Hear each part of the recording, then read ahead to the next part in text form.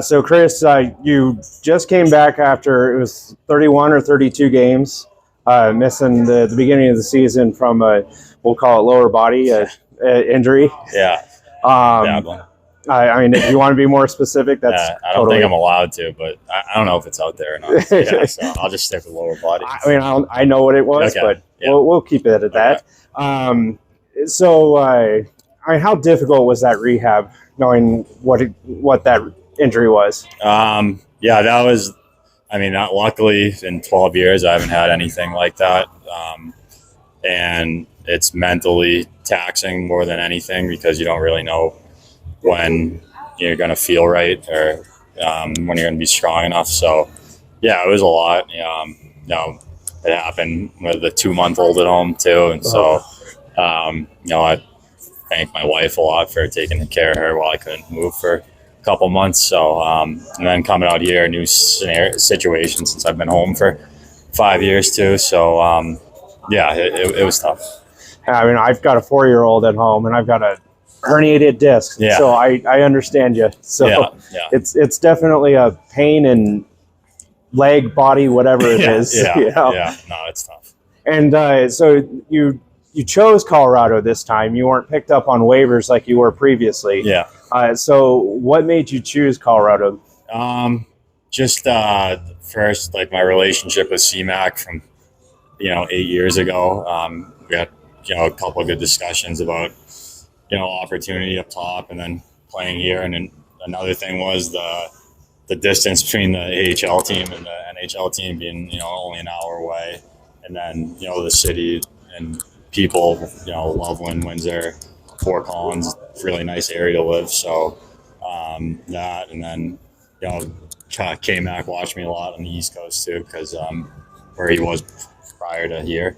So it just felt like a right fit, and it is nice coming into somewhere that you have a little familiarity to as well. So all those things combined. When you did play those 20 or so games with the Avalanche, 2015, 16, something like that, did you ever make it up to around here? I didn't. No, I stuck around the Denver area pretty much. It was just a different. I was so young then too, so I never really. Yeah, it was like towards the beginning of your career. I was just trying to survive. Right. But yeah, no, I never came up here. And then, of course, you spent 5 years between Providence and Boston and things like that. What was your experience like with Boston? I've heard they've got a very it's like I'm not sure what word to use, but culture. It's a unique culture. Yeah. I'm just very grateful to have played there because I'm from there, and that was kind of always a dream when you're growing up to play there. My family's from there. We started a family there too. So, it was special, and obviously that locker room. Went to Game 7 of the Stanley Cup my first year home too. So that was cool. And then even being improv with Mooj and Tito and Witter, the coaches down there too, that made the transition down to the AHL a lot easier.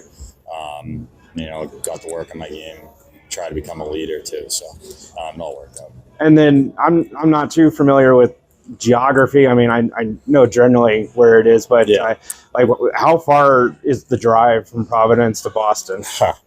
Well, it should be like 50 minutes, but it could be 2 hours at some point with traffic.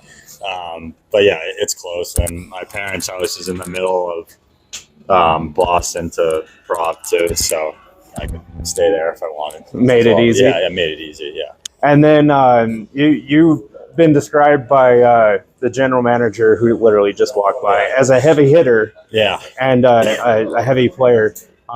What else would you bring to the game? I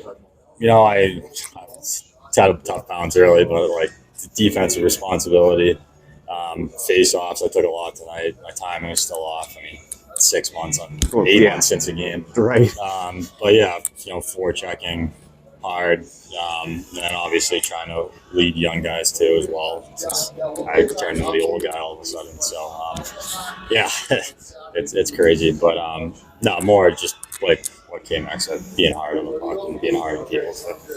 And I always like to end it with a little bit of a fun question. So I saw that you're one of the 5 players who uses the right-handed stick. On his team? Yeah. Wow. That's Well, at least that tonight. Yeah. Because I saw the sticks before they put them away. Yeah. So you're in the minority. Yeah. Are you a right-hander or are you a Yeah. left-hander? I'm fully right-handed, everything. Hockey, writing, golf, basketball, you name it. So strong hands on the bottom in your case. Yeah, which should be good for face-offs. Yeah, I was actually watching my daughter like start eating and grabbing stuff, and I think she might be a lefty, so she could fit in on this team. And then I noticed that you don't tape your toe. No, never have. Never have? I used friction up through college, Mm-hmm. and then I just don't like the whole using the scissors kind of thing, covering it up. But I've always never taped my toe. Do you go heel to toe or toe to heel? Heel to toe. Okay. Yeah. Some people always argue that. Yeah, so. I know. It's like a thing now. I don't care. Right. Yeah. Some people it matters. I don't know. Yeah, I do toe to heel myself. But, well, welcome to Colorado. We're fun. We're happy to have you again. Yeah. And like you said, the old man here again, but you bring a lot of experience, like 300 and something AHL games, 300 and something NHL games. So. Yeah. Thank you. So thank you for interviewing once again. No problem.